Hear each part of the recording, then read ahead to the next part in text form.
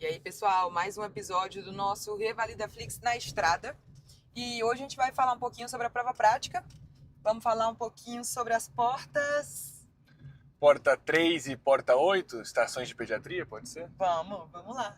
Eu sei que todo mundo tem um pouquinho de medo das estações de pediatria. E eu sempre falo pra galera que o INEP pode inventar um pouquinho mais nas estações de pediatria, porque não tem ator ou atriz menor que 18 anos. Não vai ter um ator ou atriz criança. Na última prova do Revalida, as duas estações de pediatria foram o seguinte.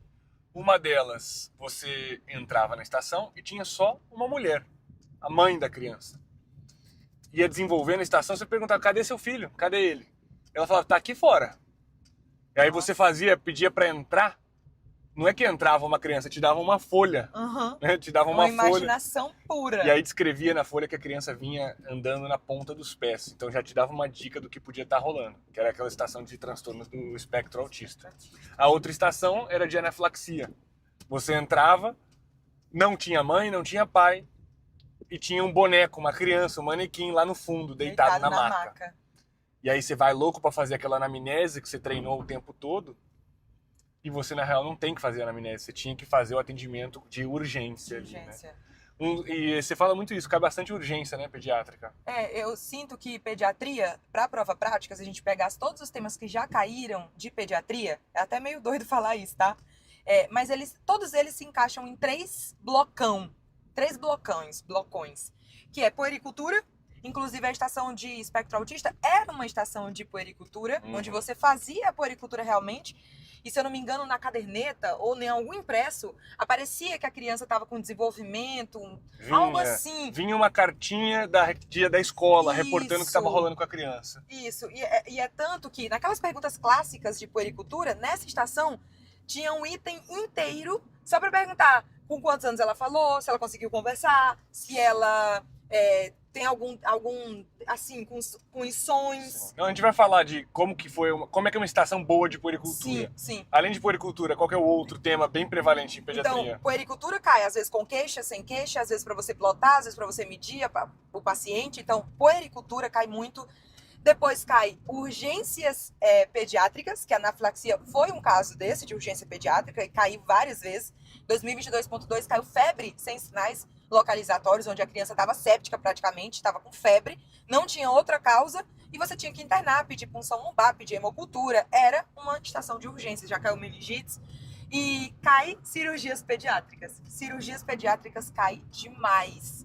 E a gente tem uma lista de mais de 14 cirurgias pediátricas, que pode sempre cair.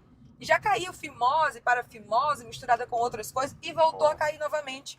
Hidrocele, comunicante, já caiu apendicite, uma estação de abdômen agudo inflamatório lá na pediatria. Então cai muito, inclusive para essa edição agora de 2025.2, uma especialista da banca, né, de doença de Hirschsprung, a ganglionose intestinal, todo mundo tá falando que pode ser que caia. E realmente pode cair, porque é uma estação de cirurgia. Então, sempre esses três temões aqui, três blocões, que é cirurgias pediátricas, eu estudaria tudo, toda a teoria, me prepararia mesmo. Sobre cirurgia pediátrica, então eu vou falar sobre a ganglionose. É aquela criança que demorou para eliminar mecônio. Normalmente demorou mais que 48 horas para eliminar mecônio. Quando a mãe falar que a criança, você vai ter que perguntar, né? Em toda estação, qualquer área, você pergunta de hábito intestinal, pergunta por alteração na frequência, consistência, aspecto, cor, cheiro. Vai descobrir que a criança está constipada, que ela não eliminou o mecônio ainda, ou a mãe vai relatar que ela demorou para eliminar o mecônio. É legal perguntar isso quando é recém-nascido. Ele já eliminou o mecônio? Você descobre que tem um atraso ali na eliminação do mecônio. Lembre de pedir toque retal. Toque retal. E aí, o que vai aparecer no toque retal da ganglionose? Fezes explosivas. Por quê? Porque a ganglionose é aquele pedaço do intestino que não tem os gânglios. A parte do sistema nervoso entérico não desceu, então não tem peristaltismo. Se não tem movimento, todas as fezes estão ali, grudadas, guardadas ali, como se fosse uma bolsa de fezes. Faz o toque, pum, explode. Eu acho que legal nessa estação, pede colonoscopia, pede enema baritado, que é uma radiografia com contraste. Você vai, biópsia também, né? Você vai encaminhar para um cirurgião, para ele avaliar. E essa cirurgia de ressecção desse segmento que está sem gânglios nervosos, você já acopla com um pedido de biópsia, porque na biópsia você vai ver que está sem gânglios ali. Não tem jeito, é cirurgia, né? Essa Outra é uma estação de muito cirurgia boa. pediátrica que eu acho uma boa, Uhum. pensa, galera, já caiu icterícia neonatal. Já caiu incompatibilidade de RH e podia até ser ABO, né, Sim. nessa estação, mas era RH, assim, mais para RH. Então, se cair icterícia de novo, pode vir uma cirurgia pediátrica que é Atresia das vias biliares. Cirurgia de Kasai, Kasai. Você sempre brinca, como que é o nome? de Kasai, cirurgia de Kasai. Como se fosse Hepato-portoenterostomia. Exato. E muitas vezes pedir biópsia do fígado, porque foi tanta necrose ali, tanta isquemia, tanto problema, né? Tudo, essa êxtase da bilis, porque tá atresiado, né, o canal, o fígado vai sofrendo e essa criança pode necessariamente entrar para a fila de transplante hepático. Mesmo depois da cirurgia. Mesmo depois da cirurgia. Nessa estação, eu acho, para ganhar ponto, é legal perguntar na anamnese o clássico de alterações dos hábitos intestinais. Se perguntar dessa maneira completa que a gente fala para perguntar, já vai dar bom. Mas é legal perguntar por acolia e colúria, né? Porque tem aumento da bilirrubina direta. A bilirrubina direta não passa para as fezes, ela é hidrossolúvel, ela vai para a urina. Então tem cor na urina e não tem cor nas fezes. Eu venho notando muito essa debilidade nas perguntas diretas ali na mentoria, por trás dos bastidores. Sabe quando você pega um médico fazendo ali na mentoria? Mãe, o xixi e cocô, tudo bem? Como é que tá o xixi e cocô? Aí você entrega seus pontos na mão do INEP, poxa, não pode. Lembrar que o que você verbaliza, a forma que você verbaliza é que vai te dar o ponto quando chegar o PEP. Então, tem que verbalizar alteração na cor das fezes, cor da urina, colúria, acolia. Eu falo os dois, eu gosto de falar os dois. A gente nunca pode dar margem para erro. Ou margem para erro de correção, que é uma coisa que acontece nessa prova. Então, treinem falar as duas coisas. O término médico e o término não médico ali, né? A gente nunca sabe. É óbvio que se você falar colúria, acolia, ou somente alteração na cor das fezes, cor da urina, você vai pontuar. Mas a gente já viu exemplos de pessoas que falaram só o termo médico e não pontuaram. É melhor sempre errar para mais. Exato. Então, tomem cuidado. Xixi e cocô tá bem? Xixi e cocô tá normal? Vocês acham que vai estar no PEP? Perguntou. Xixi e cocô tá bem. Xixi e cocô tá normal.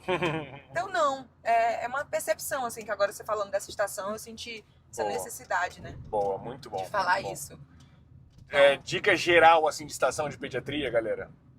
A maioria, mais de 80% que a gente fez a gente separou todas as estações que já caíram em pediatria, né? Você vê que mais de 80% é de puericultura.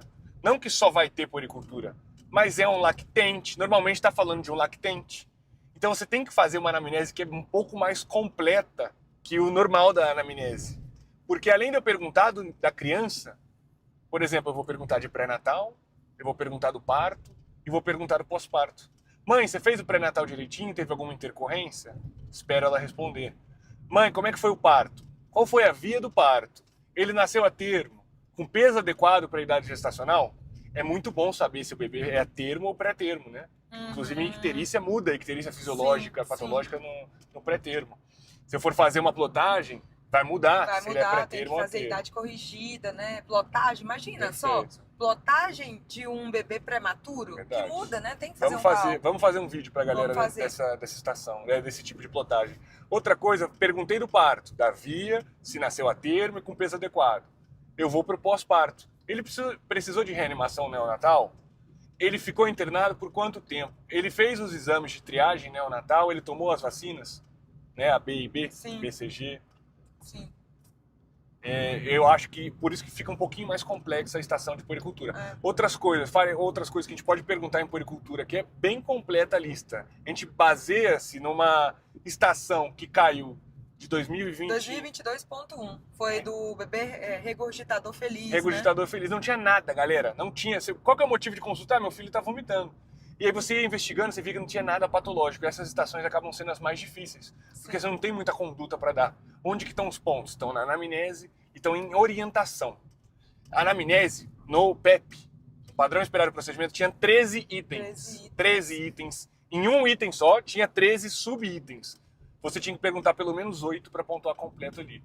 Tinha que perguntar o motivo de consulta, queixas a mais além do motivo de consulta, perguntar por hábito intestinal, perguntar por medicamento e suplementação vitamínica, perguntar por desenvolvimento neuropsicomotor, que a galera deixa de lado direto. Sim. Galera, 2,5 pontos na estação de transtorno do espectro autista, quem perguntou sobre desenvolvimento neuropsicomotor.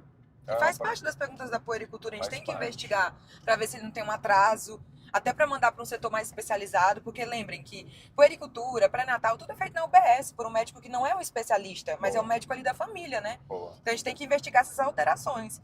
E eu sinto que tem que estar ali na ponta do lápis, na ponta da língua, tem que estar no post-it essas 13 perguntas, porque a gente consegue fazer rapidamente. E o que eu sinto? É como se fosse um termômetro. Você faz as perguntas, sempre de 3 em 3, porque o INEP já entendeu que está todo mundo treinando igual um robô. Se você faz muitas perguntas aceleradas, sai um pouco dessa noção de consultório. E aí o INEP já pediu ali para os atores falar, ó, não entendi, repete de novo. Então você vai perguntando de 3 em 3. Viu que o paciente respondeu alguma coisa? Opa, aqui tem ponto. Sabe aquela brincadeira de criança? Tá quente, tá frio, vai mais pra cá, tá quente. Quando o ator vai te respondendo, você sabe que ali é um item do PEP e que você tem que entrar um pouquinho a mais. Porque se você perguntar uma coisa só, desenvolvimento, ok, você vai pontuar inadequado. Se você perguntar desenvolvimento, neuropsicomotor, o som, se falou, aí já perguntou 3, aí vai pro parcialmente adequado. Aí perguntou mais um pouquinho, vai pro adequado. Verdade. Então eu sempre usava isso. Quando o ator me respondia alguma coisinha, Você sabe que tem ponto ali. sei que tem ponto ali que eu posso investigar mais ainda, com sinônimos diferentes, com perguntinhas muito parecidas também, para tentar pontuar ao máximo. E são 13 perguntinhas. Tinha Até um pouquinho, umas outras que eu acho que não é comum da galera falar, mas tinha nessa lista. Condição social. Que a gente lembra quando pensa em mosquito, pensa em parasitose, quando pensa em diarreia. Mas primeira coisa básica, pensa como é básico numa consulta de um lactente. Mãe, você é casada, você tem alguém que te ajuda a cuidar da criança? Rede de apoio, cara, gente. isso é muito normal, é bom a gente perguntar isso, né? Sim. Carregando pagamento. Doenças, alergias, doenças pessoais e familiares, alergias pessoais e familiares, né? Histórico de atopia, às vezes o pai tem rinite, asma, e aí a criança tem o quê? Anafilaxia, né? Ela tem alergia à abelha. Então, são perguntinhas que tá na anamnese, que você tem que fazer ali numa estação de pediatria. Fazer de uma forma esquematizada, rápida, mas ao mesmo tempo cautelosa, ao mesmo tempo pensando que é uma estação que a pessoa que tá te filmando ali, ela quer ver você com a conduta mais de médico, né? Perguntando, depois respirando, pergunta de novo. Eu acho que isso tá cada vez mais importante nessas últimas estações, eu tô sentindo isso. Ó, e só para manter o tópico de pediatria, passando da anamnese, passando do que a gente vai falar de motivo de consulta, depois eu vou para os sintomas associados, vou para antecedentes pessoais, familiares e hábitos. Sempre perguntar do sono, da alimentação, do aleitamento, perguntar se a mãe conhece a técnica correta, se está tendo alguma dor, se está dando fórmula ou não, contraindica a fórmula, fala da amamentação do aleitamento materno com demanda espontânea, isso é muito importante. É muito importante. E o que eu acho que a gente pode perguntar, falar do exame físico de pediatria. Eu acho legal, uma coisa já de cara, pedir para a mãe te ajudar no exame físico. Eu lavo minhas mãos, vamos paramentar. Mãe, você pode me ajudar a despir a criança e tirar a fralda da criança? É um cuidadinho a mais, não acho, é pouca chance disso tirar ponto. Mas vai saber, né? Já aconteceu, a gente já viu que é para você pedir ajuda da mãe, por exemplo, para medir a criança com estadiômetro. Sim. Né? Outra coisa, pedir aí para a mãe me ajudar, beleza. Agora eu vou pedir um exame físico completo, igual eu faço para as outras áreas, e vou adicionar 3 coisinhas que você sempre fala: rinoscopia, otoscopia e oroscopia. Para mim faz todo sentido. E já acrescenta ectoscopia. Tudo bem que não é um buraco, né? A gente fala que a criança tem que ver todos os buracos. Às vezes vai que a criança tem, por exemplo, chegou convulsionando, que a gente está apostando que vai ter estação de convulsão febril. E aí você não encontra a causa. Primeiro estabiliza a criança, porque é uma estação de urgência e emergência, lembra da anafilaxia? Primeiro estabiliza, faz exame físico, depois volta para a anamnese. Você não encontra, não tem mancha. Da onde que tá essa febre? Perfeito. Você vai ver a otoscopia, a criança está com otite média aguda, que é uma das principais causas de convulsão. Perfeito. Quem não segue esse padrãozinho de buscar os buracos, perde a estação. Perde a estação no sentido de perder o ouro ali de dar o diagnóstico, fazer um bom tratamento, porque tem que ir para casa com antibiótico, dependendo, fica até internado. Então, todas as crianças vê os buracos. Inclusive, você faz isso em todas as estações. Eu faço. E aí, teve lá a paralisia de Bell, que tinha que pedir otoscopia. Paralisia de Bell, da estação número 6 da prova anterior. Quem pediu otoscopia, porque o cara estava sem mover uma parte da cara. Você já pensa em paralisia de Bell. Só que o diagnóstico diferencial é síndrome de Hansen-Hunt, que tem vesícula herpética na orelha. Então você tinha que solicitar otoscopia. Quem já pedia sempre em toda estação rinoscopia, otoscopia, oroscopia, ganhou 0,8 aí. 0,8. E 0,8 é ponto, hein? É ponto. É diamante. Mantendo no exame físico de pediatria. Então já vou acrescentar 2 coisas. Pedir para a mãe a me ajudar e vou pedir rinoscopia, otoscopia, uroscopia. Outra coisa que eu acho ideal colocar também no seu pedido de exame físico da criança é pedir por dados antropométricos. Ou posso falar peso, estatura, perímetro cefálico, e aí eu solicito as curvas da OMS se estiverem disponíveis, porque já caiu mais de uma vez plotagem na prova prática. Mais de uma vez. Já caíram 3 curvas para plotar, depois em outra prova caíram 3 curvas para plotar e uma tabela de pressão de arterial na infância. Não, essa tabela parece difícil, ela não é. Eu até falo para os alunos, vamos resolver uma aqui junto, porque vocês vão ver que é ridículo, tá? É realmente fácil. Mas, então peçam, porque se vier uma curva da OMS, você vai ter que ter solicitado os dados antropométricos. Isso. É melhor ter pedido do que vir sem você pedir. Você fala assim, nossa, esqueci de pedir isso. É. Peça dados antropométricos, vale a pena. São 3 coisinhas então para adicionar. Pedir ajuda da mãe, otoscopia, rinoscopia, uroscopia e dados antropométricos com curva da OMS. Eu posso falar algo, uma experiência própria. Em 2023.1, uma estação de pediatria, onde a mãe tinha morrido, era uma estação que o pai chegava e ele não parava de chorar. E aí ele queria saber se o filho dele entrava no banco de leite, enfim. E tinha que plotar a criança, até para ver se ele não estava emagrecido. Só que essa estação tinha tantos impressos, galera, tanto impresso, que eu fui pedindo as coisas, eu me lembrei de pedir os dados antropométricos para plotar.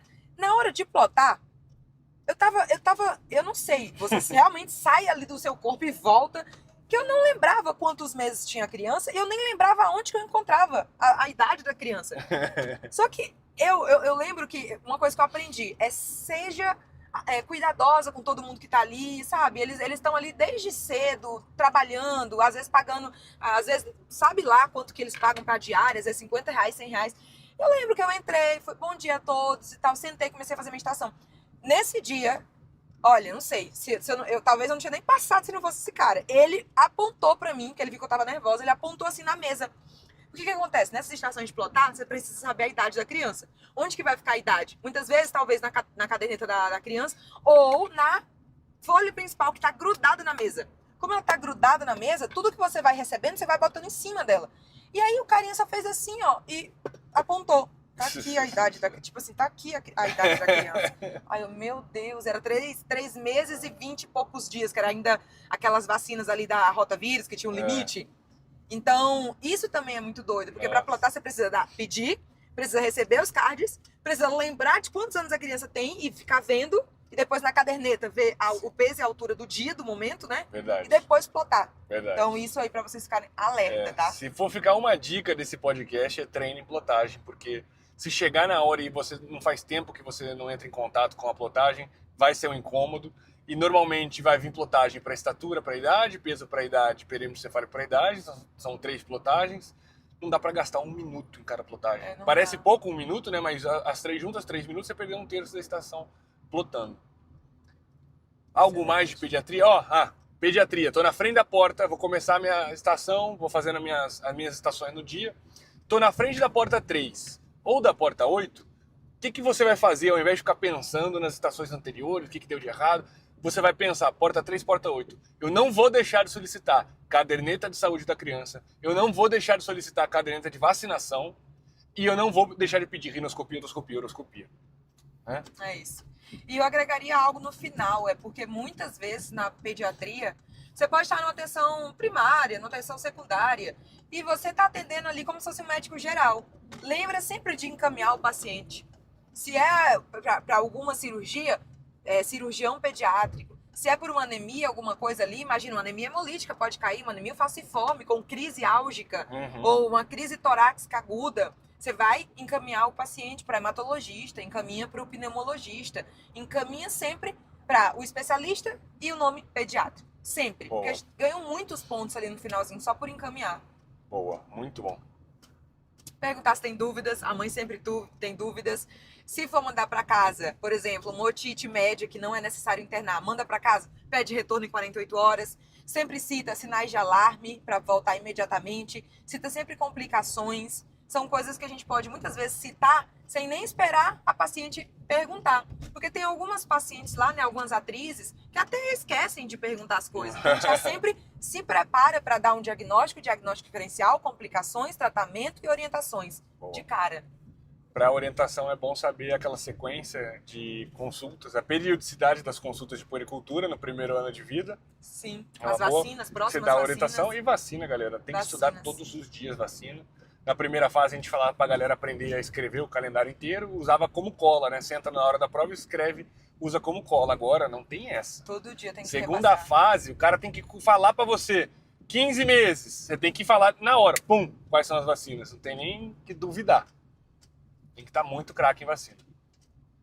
Mas é isso, eu sinto que vai cair uma cirurgia pediátrica. Eu sinto que pode ser Hirschsprung, eu sinto que pode ser atresia das vias biliares. E você, mais uma aí, mais uma aposta. Hirschsprung é muito bom. Se aparecer icterícia, já pense em atresia das vias biliares. Convulsão febril, né? Crise febril. Vamos falar um pouquinho de crise febril rapidinho? Vamos. Chegou um paciente convulsionando na estação prática do Revalida. O que você faz? Paciente convulsionando. Eu já olharia as minhas tarefas primeiro, né? Vou olhar as tarefas bem. Provavelmente o primeiro item da tarefa não vai ser faça uma anamnese direcionada. Eu acho que eu tenho que fazer certas perguntas, mas acho que a primeira coisa que eu vou fazer é cuidar do paciente ali.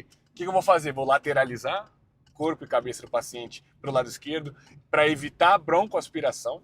Eu já falaria isso de cara. Eu vou buscar acesso venoso, eu vou fazer monitorização contínua multiparamétrica dos sinais vitais, vou botar um oxímetro nele, se ele tiver hipoxêmico, eu vou dar a máscara de oxigênio enquanto ele está convulsionando mesmo. Eu sinto que dá para mover o paciente, igual o trauma. Você move para a sala vermelha, coloca a monitorização contínua dos sinais vitais já que é uma estação de urgência, eu preciso verbalizar os sinais vitais. Pressão arterial, frequência cardíaca, frequência respiratória, saturação de oxigênio, temperatura, eu quero glicemia. Tem crianças que convulsionam por hipoglicemia, por exemplo. Eu quero diureses, eu quero um eletrocardiograma. Eu vou falar sempre tudo. Depois eu quero 2 excessos venosos calibrosos. Aí, com certeza, vão te dar o impresso, porque muitas vezes a convulsão vai ser por uma febre. E aí é importante perguntar, questionar há quanto tempo ele começou a convulsionar. Enquanto isso, você vai lateralizando a cabeça, como você falou, que são pelo menos 3, 4 medidas ali, rápidas, de urgência. E muitas vezes a criança para de convulsionar. Mas deve ter, mãe, o nome da paciente. Há quanto tempo ele está convulsionando? Há quanto tempo? Se é a primeira vez? Se teve algum gatilho, algum fator desencadeante?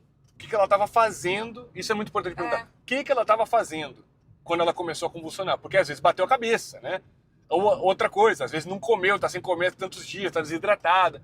Tem toda essa cena. Beleza, vou descobrir quanto tempo estava acontecendo, se já aconteceu alguma outra vez na vida e se dentro do intervalo de 24 horas aconteceu também. Porque se aconteceu, se ela falar assim, olha, faz algumas horas que ele convulsionou antes também, pronto, essa convulsão virou complexa, virou crise febril complexa.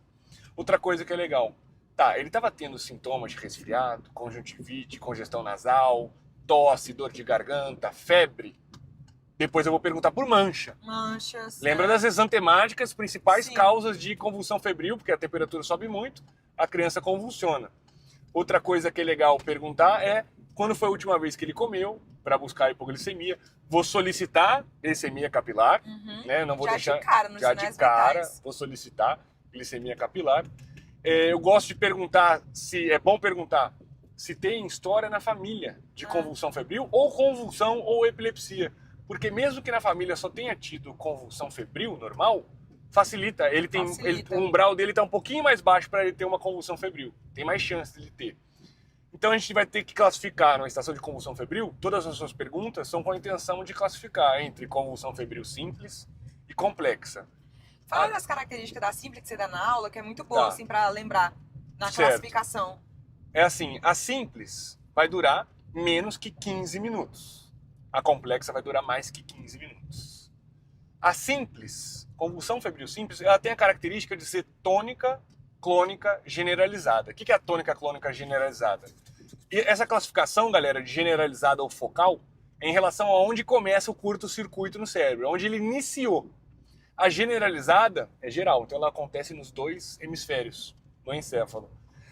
A generalizada, por ser dessa maneira, ela acaba tirando a consciência da pessoa um pouco mais, com mais facilidade, porque afetou os 2. E aí a criança vai ter uma fase tônica. Primeiro ela tem uma tonicidade muscular, tônus muscular, normalmente em flexão, mas pode ser em extensão. Depois a fase clônica, lembra, movimentos clônicos, repetitivos. Então fica aquele movimento repetitivo e ela é generalizada porque afetou os dois hemisférios. Essa é a característica da generalizada, é mais relacionada com a crise febril simples. Agora, na complexa, normalmente é uma convulsão focal. A convulsão focal talvez não tenha perda de consciência. Talvez só vai estar mexendo o olho esquisito. Talvez só vai estar mexendo um braço esquisito. Uma parte da cara paralisada. A focal tem a tendência de só iniciar em um lado do cérebro e você vai ver o acometimento do outro lado. Então é esquisito lembrar, parece que a mais simples seria a focal, mas não é. A generalizada, tônica, clônica generalizada é mais relacionada com a simples. Então isso já é uma ótima dica para você conseguir classificar. Outra dica, se não aconteceu dentro de 24 horas, outra, 2 ou mais dentro de 24 horas, simples. Se aconteceu mais de uma vez em 24 horas, complexa. Boa. Agora, o cara teve a convulsão, a criancinha teve a convulsão. E ele recuperou. Bom, acabou a convulsão, eu vou fazer um exame neurológico. Não deixem de solicitar exame neurológico nessa situação. Porque eu tenho que ver se ficou alguma sequela, se teve sintomas pós-ictais. Lembra dos sintomas pós-ictais? Se tem sintoma pós-ictal, ele não teve recuperação completa, essa convulsão passa a ser complexa. Essa é uma boa também. Solicitar exame neurológico não posso deixar, porque eu tenho que ver se no finalzinho da convulsão, depois que ele melhorou, se ele está com alguma sequela. E muitas vezes no próprio impresso do exame físico, galera, vai vir temperatura elevada. E aí o tratamento é unicamente colocar antitérmico. Boa. Às vezes um paracetamol, às vezes outro que é endovenoso também, gente. Paracetamol tem endovenoso, mas tem outras medicações que são mais fáceis de ter no SUS. Então, antitérmico endovenoso, porque a criança está convulsionando ali, você pode dar antitérmico. Boa. Agora é um erro e pode acabar perdendo ponto da diazepam, da benzodiazepina, da anticonvulsivante, quando é simples. Quando é simples, você não dá. Só antitérmico já resolve, porque o problema está sendo a febre. E aí, uma pegadinha, pedir exame de imagem. Geralmente o pai ou a mãe, eles podem até ter essa orientação. Ai, doutor, mas estou preocupado, peça um exame. Não, o diagnóstico é clínico, eu não preciso pedir exames, a não ser que seja a crise complexa. Aí eu vou pedir uma tomografia, um encefalograma, dependendo do lugar que você esteja. Eu tenho que classificar para primeiro ganhar ponto dando o diagnóstico completo. Olha, é uma crise febril complexa, e ainda posso falar se ele estava resfriadinho, com mancha no corpo, eu vou falar devido a uma infecção viral, uma doença exantemática, um exantema súbito. Você falou complexo, sem querer. Tá simples, pode ser complexo também. Vou falar associada a uma infecção viral, ou associada a uma doença exantemática, o que seja que está acontecendo. E aí eu tenho que saber, na conduta, pensa que na convulsão febril simples, o SUS não quer que você gaste dinheiro do SUS. Ele não quer que você peça laboratório, não quer que você peça exame de imagem, eletroencefalograma, malemar uma punção lumbar. Verdade. Existem situações que você tem que pedir uma punção lumbar. Se você vê que tá com, a caderneta de vacinação não está completa, eu vou pensar em punção lumbar. Quanto menos vacinação, mais eu vou pensar em puncionar. Se essa criança tem menos de 6 meses, eu já vou pedir punção lumbar. Essa também Você é tá outra. suspeitando de quê? Suspeitando de quê no menos de 6 meses? Meningite. Meningite. Meningococo, né? Vacina do 5º mês. Perfeito. Pode ser por hemófilos também. A hemófilos pode causar. Agora, se é complexa, não é que eu posso solicitar tudo, já que é uma prova do Revalida e é complexa, eu posso solicitar eletroencefalograma, posso pedir TAC, eu posso pedir a punção lumbar, exames laboratoriais. Mas o correto, segundo a diretriz, é que vai depender da clínica. E você vai encaixando com a clínica o seu pedido. E aí vamos dizer, beleza, então é simples, não gastem dinheiro do SUS. Na complexa você vai gastar um pouquinho de dinheiro. Você vai mandar para casa com orientações. E aí o pai vai falar, alguma dúvida, pai e mãe? Aí o pai vai falar, eu tenho uma dúvida. Meu filho está com risco, então, vamos falar que foi uma convulsão febril simples. Meu filho tem risco de ter epilepsia? Aí o que todo mundo faz de reflexo? Todo mundo de reflexo, não! Foi uma convulsão febril simples, não tem relação com isso. Né? O que todo mundo tem vontade de fazer. Só que, galera, imagina eu falo que não tem risco e a criança desenvolve epilepsia por algum motivo. Claro. Você toma um processo nas costas, porque você afirmou ali, você não pode, por mais que a gente queira dar essa certeza para a família, quer acalmar a família, o SUS ali já está treinando a gente a dar a resposta juridicamente correta. É verdade. Eles fizeram isso na estação de paralisia de Bell. O cara chega com a cara travada.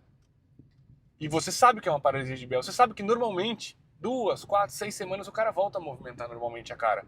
E aí a última tarefa dessa estação, da paralisia de Bell, falava assim, explicar o pronóstico pro paciente. E aí o cara te perguntava, doutor, eu vou ficar bem e tal?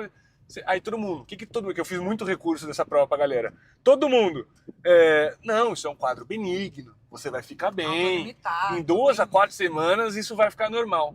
Todo mundo perdeu ponto aí. Porque você tem que deixar em aberto. Essa é a verdade. Você tem que explicar que apesar da grande maioria evoluir normalmente, existe uma chance dele não evoluir bem. Apesar de pequena, essa chance é existente. Então você vai responder para esse pai, essa convulsão febril realmente não tem relação com epilepsia. Mas ela aumenta nem que seja 1% o risco dessa criança desenvolver epilepsia. Então, pai, provavelmente não vai desenvolver, porém, apesar de pequena, a chance é existente. Essa é uma coisa difícil de responder ele na hora. Você quer acalmar a pessoa que vai fazer uma dramatização falando que, poxa, será que ele vai ficar? E você quer acalmar, né? Muito boa. Muito bom. Então a gente deu aqui, dica dos 3 temões principais, né? Os blocões de pediatria, como fazer uma boa estrutura de pediatria. Revisamos aqui uma estação de puericultura que pode cair, sempre pode cair. Cirurgias pediátricas, a gente citou as 2 apostas. E para finalizar, uma estação de urgência que a gente está apostando aí, que é uma crise convulsiva ou uma convulsão simples, febril, por uma causa de motite, por uma causa de uma exantemática. É um bom tema, pode cair na tua prova. Já a gente vai pegar a estrada de novo. Eu queria saber que outras estações a galera quer que a gente converse aqui. E a galera pode ir mandando aí também umas sugestões de estação ou área que a gente pode falar. Área, um tema específico, pode ser da primeira fase, da segunda, do que vocês quiserem aí, sentirem o desejo. Podem comentar aqui que a gente vai trazer esse conteúdo para vocês na próxima estrada.